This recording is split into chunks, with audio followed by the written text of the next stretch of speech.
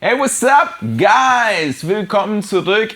Heute, let's talk about Ted's Top 5 Tattoos 2020 mit unserem liebenswerten, unglaublichen Nico, aka Monsieur Slow. Was geht ab, Bro? Was geht? Alles klar, wie geht's dir? Gut, den Umständen entsprechend. Was ist passiert? Wie?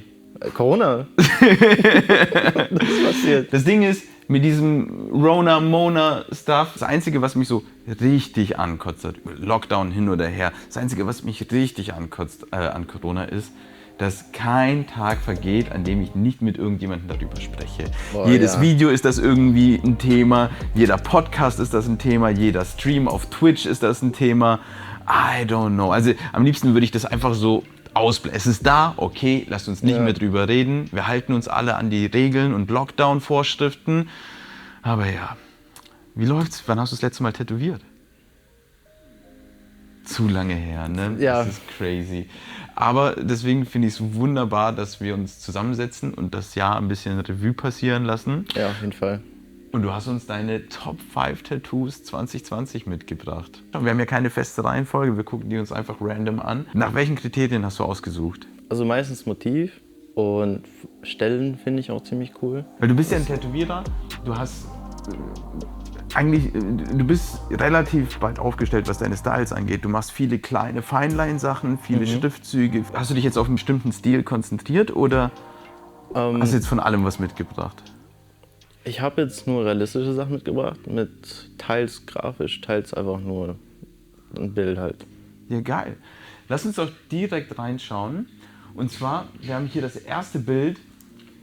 Warte mal, bevor wir uns das Bild anschauen, du musst mir was zu deinem Background erzählen. So, du hast ja auf deinem Insta-Feed überall diesen Art Deco Gitter-Look dahinter. Wie kam es dazu? Ich mag die 20er, das sollen so ein bisschen 20er angehaucht sein.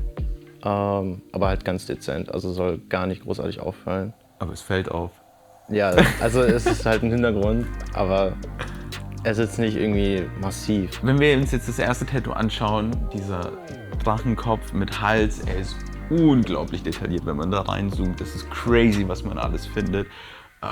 Kannst du mir ein bisschen was zu dem Motiv erzählen, zu der Kundin, wie es dazu kam, was das ist? Das ist aus einem Buch. Das ist eine 3- oder 4-teilige Serie. Weißt du, wie das Buch heißt? Eragon. Der Drache heißt Saphira und Eragon ist der Drachenreiter quasi. Weißt du noch, wie die Tattoo-Session ablief? Sie hat sich sehr gefreut. Also das war halt so ein Kindheitsding von ihr. War es für dich jetzt, ist es eins der Tattoos, die dir besonders leicht fallen oder war das sehr aufwendig zu stechen? Ich weiß nicht, das ist so ein Mittelding. Also es war jetzt nicht das Einfachste, weil es halt viel Details hatte.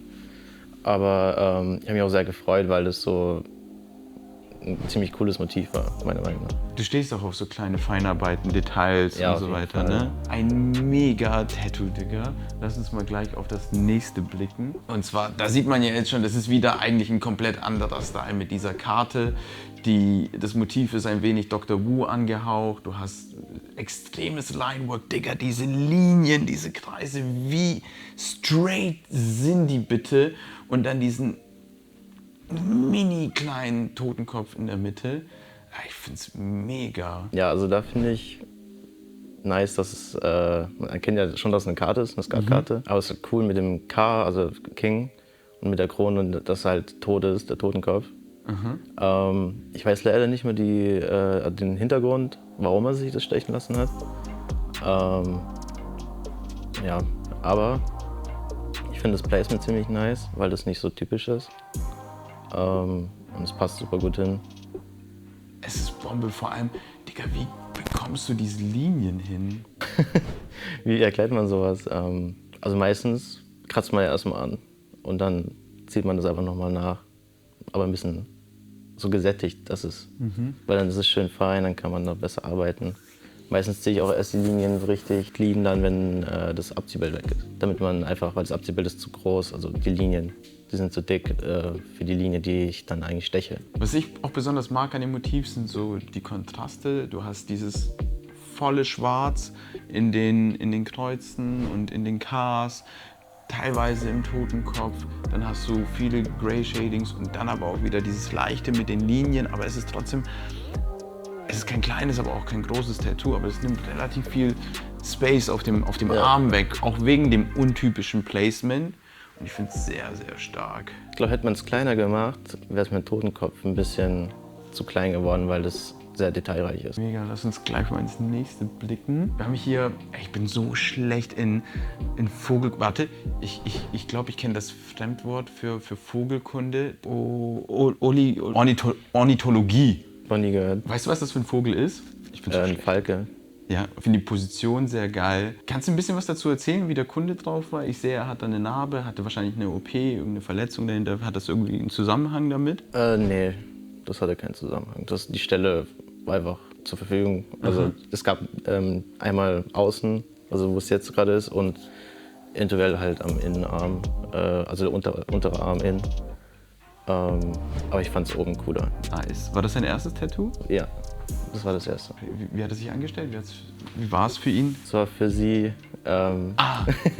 Wie hat sie sich angestellt? Wie war es für sie? Das war für sie voll in Ordnung. Also es war klar so dieses normale Prozedere, dass es so ein bisschen wehgetan hat gegen Ende. Ich meine, die Haut ist gereizt. Ist auch ziemlich lang gegangen, ich glaube 8, 9 Stunden. Boah, krass, 8, 9 Stunden. Ja, die ganzen Details sind schon. Kein Wunder, dass du Monsieur Slow heißt, Digga. Ja. Es ist halt so, du bist oft der letzte Artist hier im Studio.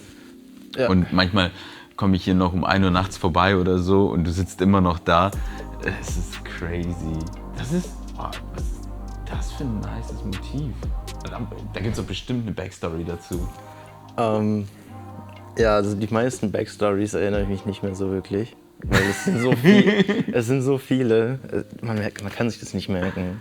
Also ich persönlich nicht. Anscheinend war ja dem Kunden sehr wichtig, dass gewisse Attribute Ja. auf diesem Hirsch vertreten sind. Der Mustache, das Monokel, die Pfeife. Wie bist du da in den Designprozess gegangen? Also klar war, dass er halt diese Elemente drin haben möchte, und dann hatte ich halt freie Hand, wie ich es designen kann. Und er wollte eigentlich, glaube ich, eher so Hintergrund, so Schatten, irgendwas Unscharfes, Wolken, keine Ahnung. Ich fand halt Geometrie cooler. Also das ist so ein bisschen auch mit dem Baum auf dem Kopf. Das fand ich halt sehr cool, dass es halt nicht alles so normal einfach hingeklatscht ist, sondern schon eine gewisse Ästhetik. Ich finde, es passt auch sehr gut, weil du findest ja, es ist ja schon ein surreales Thema mit dem Monokel und dem humanized Hirsch hier. Und dann, wenn du das Ganze auch nochmal so ein bisschen aufschlüsselst mit Graphics im Background und eben was Surreales mit einbringst. Boah, wir kommen schon zum letzten Tattoo. Das ist auch mal wieder so komplett aus dem Office. Und zwar hast du so einen Vintage-Taucher mit einer Bierflasche. Die erste Frage, die sich mir stellt: Wie trinkt der Kollege die Flasche? Ich glaube, das ist der Witz davon. Ja, das ist, glaube ich, mein Lieblingsmotiv. Das ist, weil es einfach witzig ist. Ja? Und also da weiß ich tatsächlich die Backstory. Er war in Thailand tauchen und halt trinken. Deswegen hat er sich da stechen lassen. Das ist so, der will so sammeln, der möchte Geiler Typ. Der möchte rumreisen, und überall, wo er halt das, was er halt da macht, will er sich tätowieren lassen. Finde ich nice. So als Erinnerung, das finde ich ziemlich cool. Vor allem, wenn es auch so ein bisschen lustig dann ist und nicht immer so serious. Geil, Digga. Hast du schon Ideen, was du nächstes Jahr unbedingt stechen willst? Gibt's irgendwas? Mehr surreales Zeug, auf jeden Fall. Geil. Ich mag sowas. Hast du Wannadoos bei dir auf der Instagram-Seite? Ja, sind auf jeden Fall ein paar verfügbar. Wenn ihr die sehen wollt und sehen wollt, was Monsieur Slow nächstes Jahr alles so stechen will, checkt sein Instagram. Wir blenden das hier unten ein. Ihr werdet ihn und viele unserer anderen Artists auf jeden Fall mit mir auf unserem Twitch-Channel sehen. Deswegen kommt in den Stream. Wir streamen 3-mal die Woche live. Und folgt auf jeden Fall Mami I'm Sorry auf Instagram. Aktiviert die Glocke, macht diesen ganzen Kram. Und wir sehen uns beim nächsten Mal, wenn es wieder heißt Let's Talk About Tats Baby. Nico, mein Lieber, vielen Ciao. Dank.